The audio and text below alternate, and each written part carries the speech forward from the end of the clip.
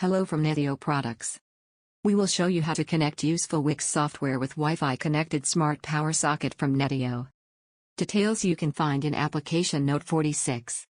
Wix Measurement is useful tool for monitoring and storing of data from thermometers, analog to digital converters, input-output modules, etc. Wix is also able to communicate with NETIO power sockets using the Modbus-TCP protocol. Template is there already prepared from manufacturer. PowerCable Modbus used in this video is one of our smart power sockets, which supports Modbus protocol. It can be switch on and off and it's measuring power values like current, voltage, true power factor or kilowatts. To connect these devices, your NETIO power socket must have Modbus-TCP protocol enabled. To get started, download the Wix application from the official website, unzip the archive and run the executable file. In the right corner of the screen you will see the Wix instrument panel.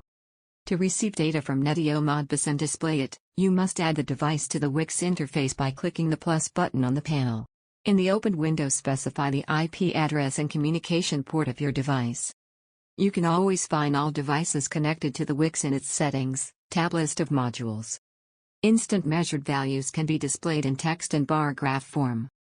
To add graphs of measured values to the Wix panel, press button with plus sign and graphic. In the opened window you can select up to several graphs to be displayed in one window, as well as give the graph a name and color. Note that it is important to set the minimum and maximum values so that the graph is visible at a convenient scale. The free version of Wix have some limitations, the maximum of 10 panels or 5 devices. Also you can't hide the PaPouch.com panel. The chart, like the instant value, has two types of display. Actual values and historical data. Display settings of graphs can be changed at any time. For more details please see application note 46, PaPouch Wix software, how to use it with NETIO power sockets, Modbus-TCP. There is also shown how to connect generic Modbus-TCP device. Please check netioproducts.com. Thank you for watching.